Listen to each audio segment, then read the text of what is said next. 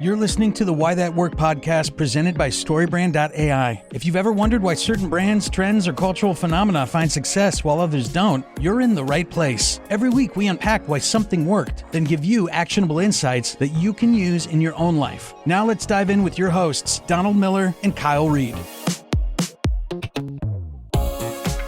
Welcome back to the Why That Worked podcast, episode 6, February 10th, if you're listening to us in real time. And I thought no better topic to talk about because it's Valentine's Day week. Valentine's Day. Now, I have to point out that that's the first time you've said Valentine's Day correctly, since we started doing this. You're a Valentine's guy. I didn't realize it until you called me out. But I think I just... You didn't realize it? No, Nobody has ever called you out on it. I just say it so fast that I kind of get through it, but I had no idea I was saying it. You know whose fault this is? Whose? Your second grade teacher. Probably so. Well, interesting enough, in second grade, my dad chose to move me to homeschooling, so it's my dad's fault. So it's your dad's fault. Everything comes back to your dad, right? He wanted it to be Valentine's Day, and he didn't want, and no one corrected he didn't him. want the government institution of school to teach you correctly. My mom would always say, put it in the washer machine. Washer. So Indiana, very Midwest. So Valentine's Day, there's something there with that. Yeah, the washing machine, but also Walmart. Instead of Walmart. I don't say that, thankfully. Yeah, we had Kmart and Walmart. Kmart? And Walmart. Yeah, that's good. Well, there you go. A little bit more. The more you know about us, the better, right? Here's a question for you. Yeah. What percentage of marriage proposals take place on Valentine's Day, or as you say, Valentine's Day? Oh, my goodness. So not to offend every person listening to this who has proposed on Valentine's Day. Be careful. But is that like on the level of like proposing at a stadium on the Jumbotron, like it's pretty cheesiness? Cheesy. It is. What's My the wife stat? told me she knew we were going to get engaged. Yeah. You know, I sought permission from her father, Yeah. all that kind of stuff. And all she told me was, if I'm on a Jumbotron, the answer is no. She wanted to be quiet. Did you surprise her? No. No. I wanted. I listened to my wife. When she says, don't do this, I don't do it. So what's the number? How many? 10%. 10% people propose. 10%. 6 million couples a year get married on Valentine's Day. Engaged. Get engaged on Valentine's Day. Is that surprising to you? Yes and no. Makes a lot of sense. Not very high. It's kind of a layup for most people of like the natural like progression is I'm going to propose on Valentine's Day. Christmas has got to be like right behind that too. You know? Really think Christmas is a big one? Yeah. People, they go home. It's this whole thing. Wow. You know, I think Christmas would be right behind that, maybe higher. But that's interesting. I just didn't think it would be. It feels cliche to me. Oh, totally. It feels like if you're getting engaged on Valentine's Day, are we gonna get in trouble for this? I just feel like it lacks creativity. Yes, because there's some guy out there right now awful? going, that's what he was planning this week, and we might have just shattered his entire plan. You go for it, man. Go for it. Make Absolutely. It unique. Join the 10%. Because who the heck are we? That's right. To tell you what to do in your love life. That's right. I started with a Jumbotron plan. And did you really? No. Were you going to? No, I didn't. I knew. I was well enough. I knew well enough to go there. Though How long did you get engaged? Let's see, 11 years ago. Well, so you and I are the same. Yeah. I mean, I've been married 11 years, so you would be. Well, I'm coming up on year 11 of marriage, so I guess 12 years ago. We're exactly the same. Wow. Yeah. In so many ways. And so was there how'd you do the engagement though? I wanted to surprise my wife. I liked that. And so we had some friends, you know them, the Whitakers, Carlos Whitaker. Yeah. So his wife Heather was big and like she'd throw these like elaborate parties and fun things. So I used that as my guise of like, Heather's throwing this party in a park and we're invited and we need to just bring a bottle of wine and we're going to go to this park. And so we're driving to the park. Yeah. And when we pulled up, I had rented out this like camp space and it was all set up. And that's how I surprised her. Were there a bunch of people there? No, just me and her and a friend of mine. But friend of yours set up like okay, gotcha. Yeah, hiding in the bushes. And interesting enough, Heather actually helped set it up. So she was and she said yes, and the rest is history. She said yes, and then we went back to I flew all of her family in to surprise her. Very good. Yeah. So it worked out. Very good for you. Thank you. I did we were in D.C. Betsy was living in D.C. and I chased her to D.C.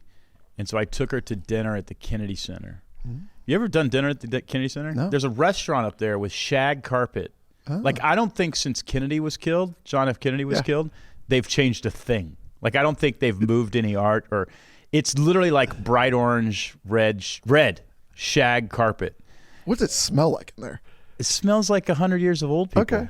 Yeah. I mean, that's it's a good there's smell. little there's busts of presidents and things, and so we did dinner. I'd never scouted it, so I didn't know, and it wasn't the most romantic thing. And then we started walking around that beautiful balcony, and it just doesn't feel right. Just doesn't feel right. And my wife turns and says, "Oh, I love that sculpture." There was a sculpture of John Kennedy's head, and pre assassination, because it's just cleaner. But there's a sculpture of his head, and my wife says, "Is it too soon?"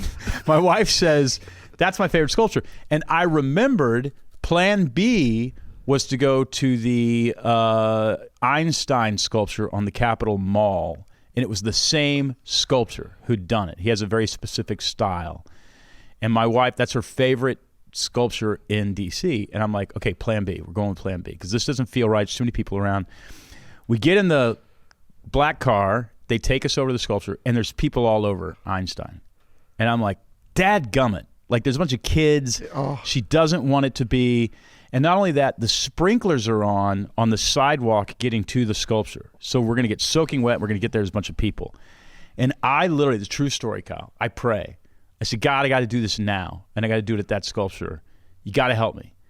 And we're getting out of the car, open the car, she gets up, the sprinklers literally die, and every single person, probably, not exaggerating, probably 8 people, walk away. And the sprinklers die immediately. We walk on the sidewalk, and there's nobody there. And I get it down on one knee, she says yes, I stand up, I give her a hug, and like 6 or 8 people just walk up. They come and right they have back. no idea what just happened. Wow. And my wife got her little personal thing, her personal moment. So we got married at that sculpture. You're romantic. We got engaged at that sculpture. Yeah. Wow. I'm strategic. Yeah. I hope I'm romantic, but I knew like it's got to be special. It's got to be memorable. We got to be able to drive by it someday and go. That's good. Your mom and that. dad. Yeah. Like I can't wait to take Emmeline there when she's old enough. My natural reaction would be like, look at all this I planned for you. I got them to turn the sprinkler, But the fact that the sprinklers died That's and amazing. Everybody walked away. That's amazing. I was like, God, it's almost help me. like God said, okay, I've got to do this for him to That's make exactly him it. do this. That's exactly it. Well, not just that, but like the boy's an idiot. Yeah. He literally wanted to do this at a public park. And he thought he would have a private moment. I got to help this boy out because he's never going to get married. Which is like, this is not how you make babies. Ties into Valentine's Day because today's episode, us 30 minutes later, us stupid men need a day. Yeah, nothing like to remind us to celebrate. 2 guys love. on a podcast explaining the ways of love is going to be a hit. It will be, I think. Now, here's what I found about this day, Saint Valentine.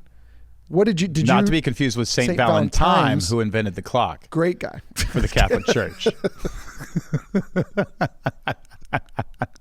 He had a big. That's pretty good. Remember Flava Flav? Yeah, yes, this saint had a big clock around his neck. That's where Flava Flav got it. That was almost as good as your JFK little joke. You guys better not cut that. No, we won't. By the way, the listeners should know they neuter me every episode. I rightly deserve to be canceled every time we turn the microphones on, and I get neutered to save their jobs. They could care less about my reputation. They want to keep their jobs, so they neuter me. It's strategic. Don't take the Kennedy head, bit off. Don't take the Kennedy head bit off. Send your letters to Donald Miller at storybrand.com. I'm at 3. Yeah, just put 3 on the envelope. It'll get to me. So here's what I found fascinating about this day. The history is interesting, and we could talk about that for a little bit. Yeah. But what was more interesting, for me at least, of why this day works, because I'm not even going to say what it's called anymore because you make fun of me. This day on February 14th works. To some point, it made it across to America, and it became commercialized really quickly. Well, but we got to go back to Roman times because it was kind of a pagan sex holiday. Lupercalia, if that's how it's pronounced. Sounds right. Cooper? Oh, he got it. We're getting a thumbs up. He has to say yes. But it was sort of a pagan sex thing, celebrated in mid-February. The pagan festival honored fertility and the coming of spring, featuring rituals that included the clean version, the pairing of couples. Yeah. It's a great way to start. And the Christians came along and made it family-friendly. Thank you. As they do. Safe for the whole family. Those pesky Christians came along, to which we are all grateful, by the way. The last thing we need is a bunch of debauchery in the streets. It's true. Yeah.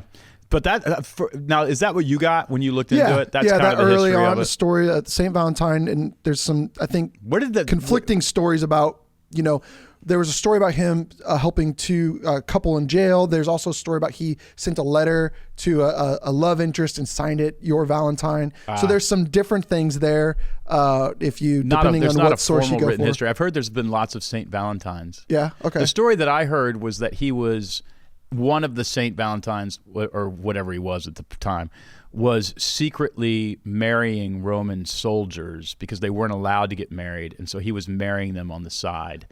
And that's why he was executed. Oh, okay. Yeah, that's why the Romans executed him. Interesting. Yeah. Like that was 400 or 500 is what I read. I don't know. I don't know the date. 5th century. 5th century. Okay. Yeah. That sounds better. It was under Pope Galatius. There we go. 496 AD. Is when he was killed? Yes. Yeah. They declared February 14th. It's a great way. Valentine's if you want to be Day. famous for a really long time, just make sure the Romans kill you. If you really want to be famous, come back from the dead a few days later. That's a good plot. That's a good way. It's a great way to. It's a good way to get name recognition. That and be the son of God. Yeah, that helps. And then, or be a virgin and be pregnant. That's another one. Great tactic. Talk about building a brand. Building a brand with God. I can tell you cold plunge this morning. I got a lot of dopamine going through my veins. It's working. Ooh, that's an episode. Cold plunging. Cold plunging. Do it. Write it down, buddy. Okay, so Valentine's Day. Yes, let's get back to the subject. But you're saying that the reason, though, that it's here, which is always comes to this on this podcast. Yes. The ability for people to make a living. It's not the money that I'm talking about. Everything that we talk about is always like, okay, but how are people getting rich off of it? Because that is the number one telltale sign that something's going to take off.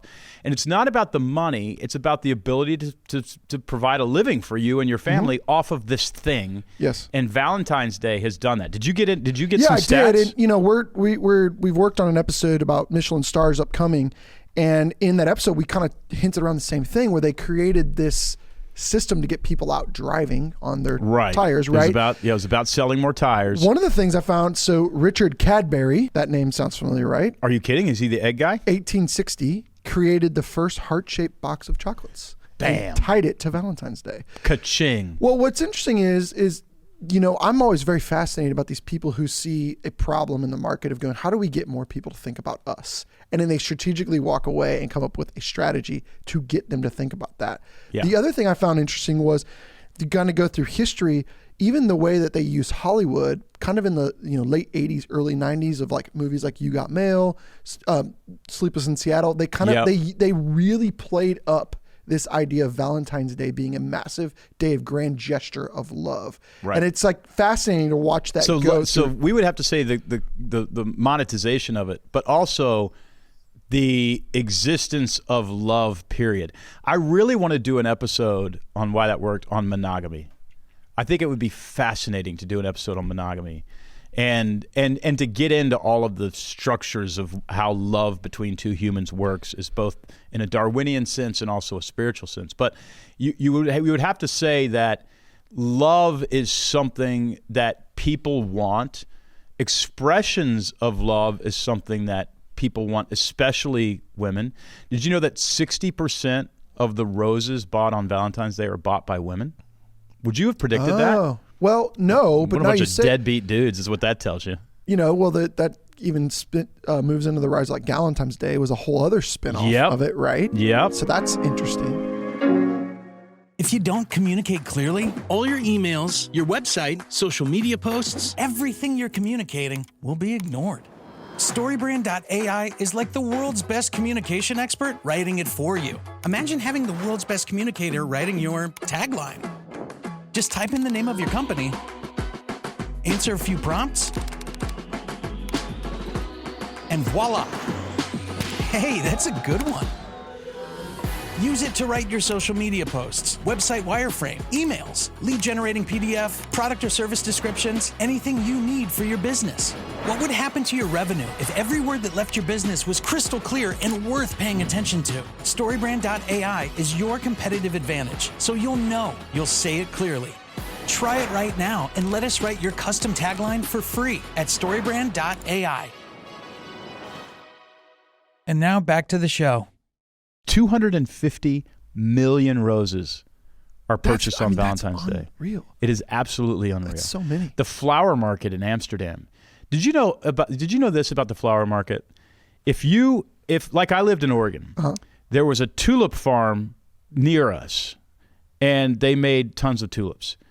If I went to Whole Foods and bought tulips, those tulips likely went from that farm physically to Amsterdam and back to the Whole Foods down the street.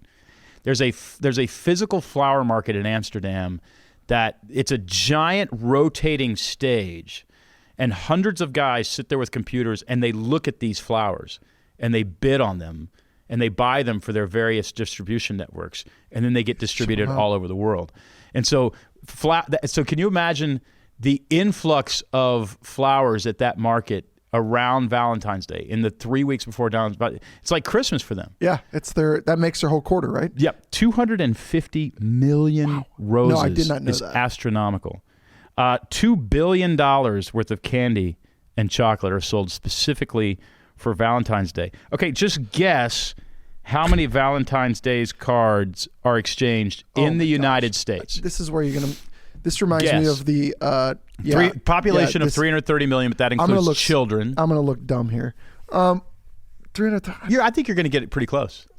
That's so much pressure. I say Valentine's Day, so much fewer Valentine's Day cards. There's a market there. We need to work. There is a market for children. I don't know. 800 million.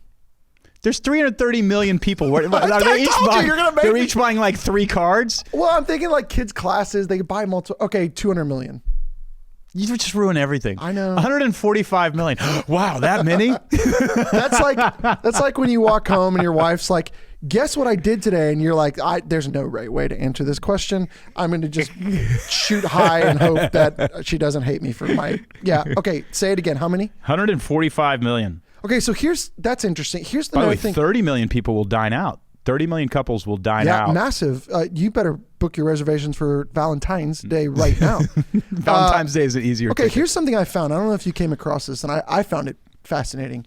The rise of the Industrial Revolution and the connection to Valentine's Day. I did not see anything about that in my extended research. I.e. conversation with Cooper walking here down the hallway. Right. That moment when we industrialized everything, we started to commercialize things, was really when Valentine's Day took off. And I imagine a lot of other things. Yes, absolutely. Yeah. But it took the factory worker and gave them a day, but it also, the factory process of all the stats you just read helped bring that industrial into a massive business for Hallmark, Cadbury, the flower, the tulip shop in Portland, Oregon.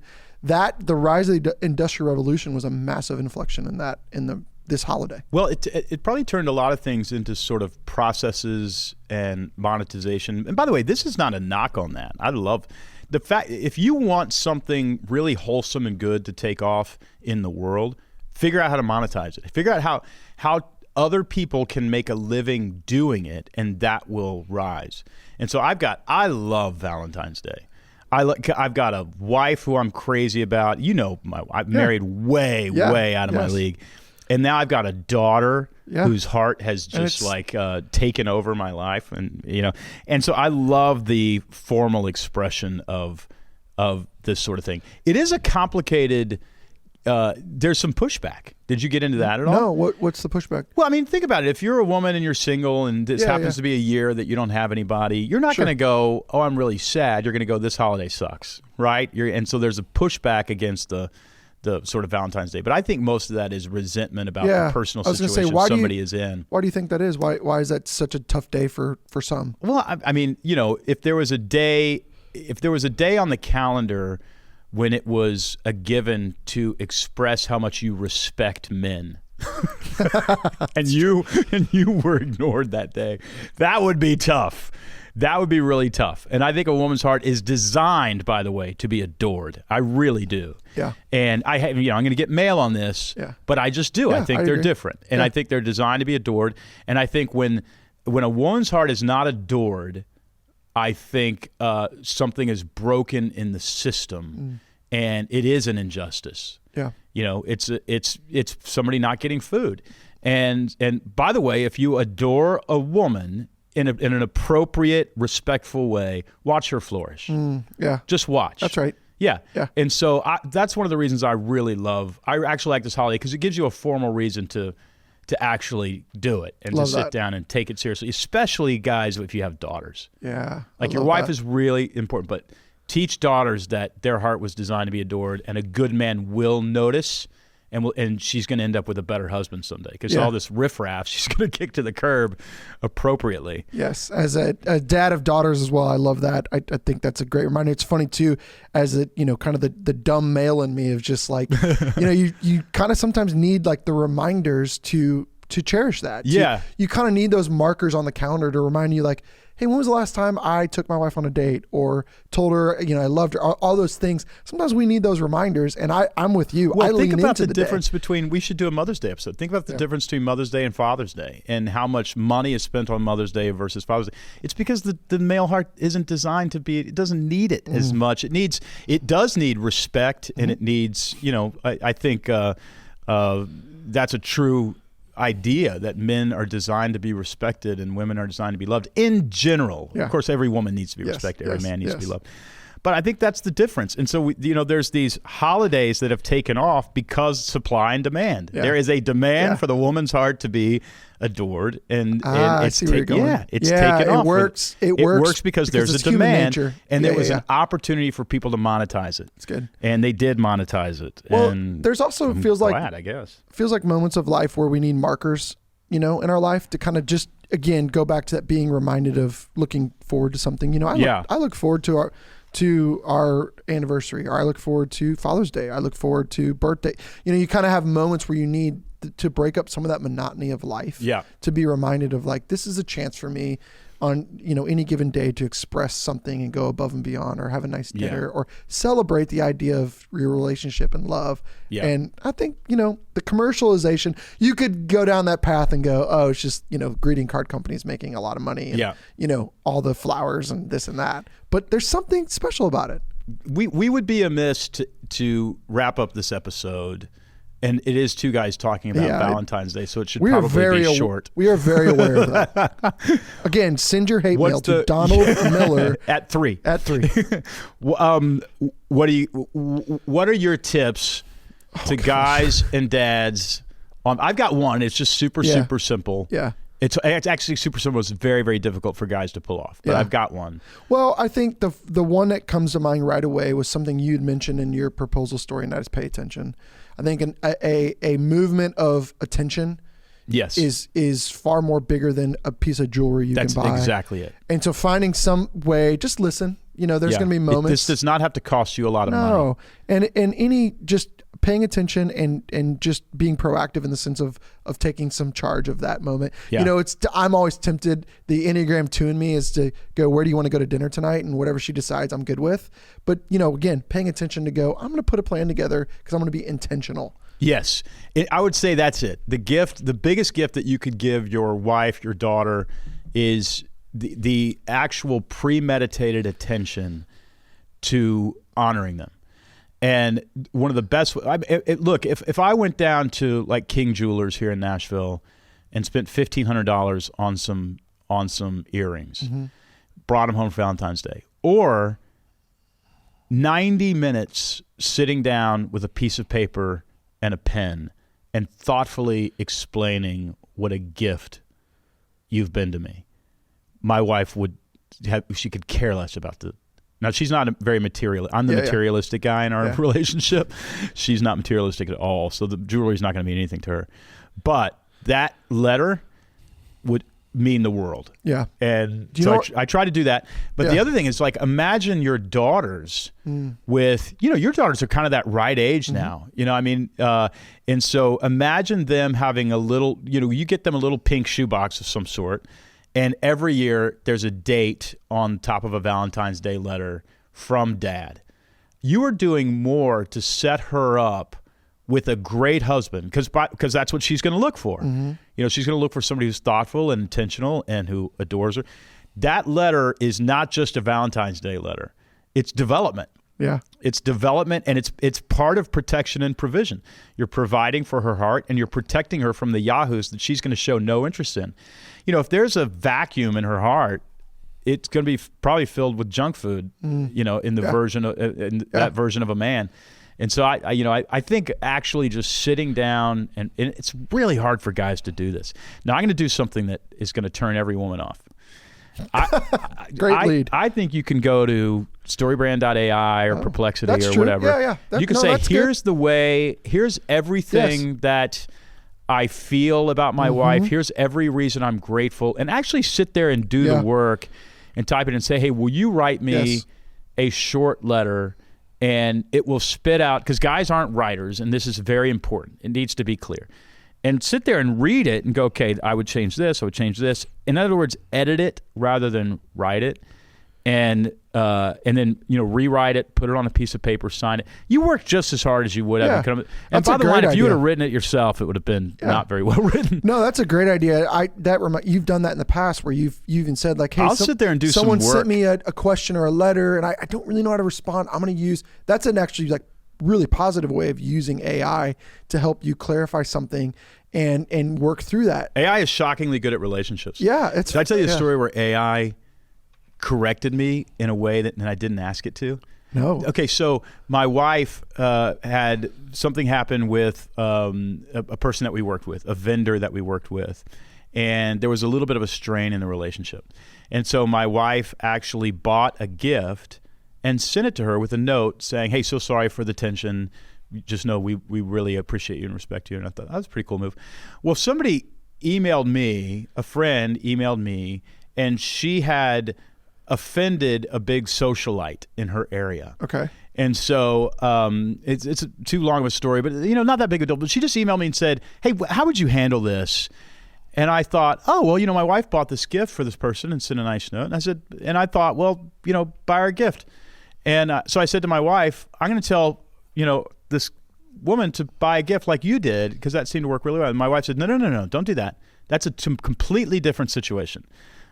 This woman is wrong to have done this to your friend, and you do not buy her a gift. It makes you look weak. And I roll my eyes and I'm like, nah, it worked too well.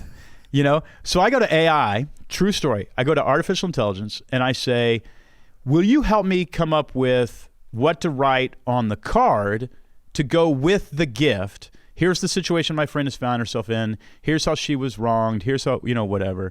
AI came back and said, don't buy a gift. I didn't ask it. I said, write me the card. And it said, don't buy the gift.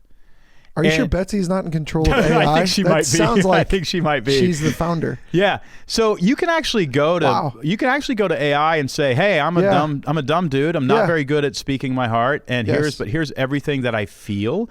Now, the hard work is actually sitting down and putting on a piece of paper and handing it to them. Oh, yeah. And it's a vulnerable moment, and it's going to make you extremely uncomfortable. That's the gift. Yes. Yeah. That's it. That's the gift. The earliest part of my life where I saw this in action was, I remember I was like maybe 7 or 8, and my grandpa and grandma lived on a college campus, and my grandpa was the printer. And so this is back in the day where they printed everything, right? Mm-hmm. So he's a printer, and my grandma was a secretary. She worked inside of the admissions office.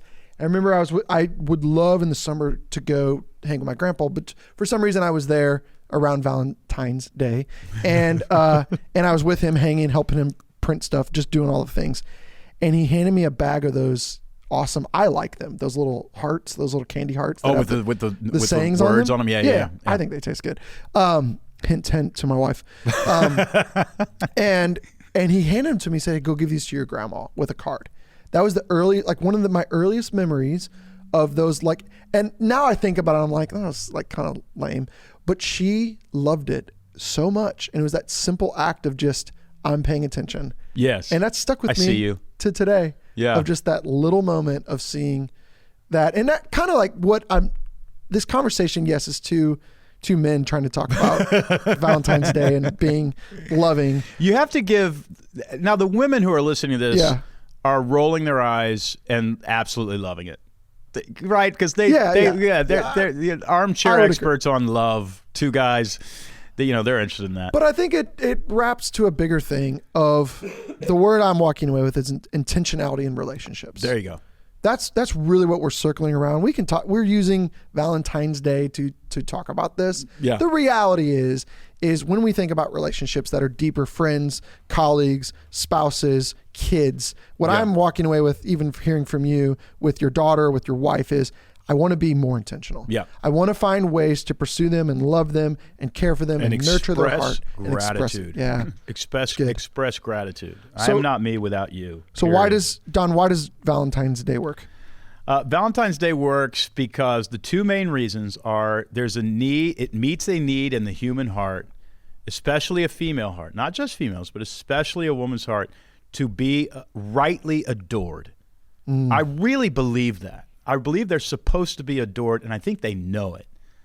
Right? I mean, how many times have you, even 11 years into a marriage, my wife will, say something or do something, and I look up at her, and it's like the first time I've ever seen her. Now, I'm not saying this happens often. I'm not like a mushy romantic guy. Yeah. But I'm like, holy crap. Yeah. That woman is gorgeous. Right? Yeah. She's designed for that. Guys are not designed for that. Guys are just trucks. It's like you can use it to move a lawnmower around. It's very useful. And I will argue that till I die. Men are useful, so stop knocking us. That doesn't bother me. Yeah. I like it. So I think that's reason number one. And reason number two, millions of people could make a living off the monetization of this expression on a specific day. Yeah. Right? How much money does the Hallmark store make? Right? And because of that, it's sustainable and it grew. Yeah. And then the myths about, some saint somewhere. The reason nobody knows about that, guys, because it's not actually that important. Yeah. They found that story wasn't somewhere. necessary to make it work. Those are my two reasons. You got anything different? Or No, I think that's great. Yeah. I think that wraps up really well why this day is important, but also Happy Valentine's Day. Thank you. Happy Valentine's Day. I'm working on that card. Just you wait. For me? Yeah, sure. Well, I want the little candies. There's nothing that really says I didn't think about you more than a heart-shaped box of candy. I thought about you while I was getting some Rolaids at CVS. Well, and I want to tell you this right now. I want to tell you right now. I would accept that from you. That's fair. A heart-shaped box of chocolates. I'll take any candy you want to give me. Yeah, because I'll put them all in a bowl and heat them up in the microwave and put some peanut butter on top, and those candies taste just as good as anything else. Perfect, because men are trucks and we're very simple Put people. on some football. Yeah. Well, happy Valentine's Day to everyone listening to this. Hope you enjoyed this. And happy Valentine's Day, a lesser-known holiday that takes for place all in the August. For the 10 people out there who celebrate Valentine's Day. All of you are. Big day for us. Yeah, 8 years old and under. God bless everybody. Thanks for listening to the Why That Worked podcast presented by StoryBrand.ai. If you like the show, follow wherever you get your podcasts. And if you're enjoying this on YouTube, hit that subscribe button and leave a comment letting us know what you think and what you want the guys to talk about in a future episode. Curious about how StoryBrand.ai can help you create clear, effective messaging? Well, you can try it out right now and create a free customized tagline for your business. Just go to StoryBrand.ai. Thanks for listening, and we'll see you next time.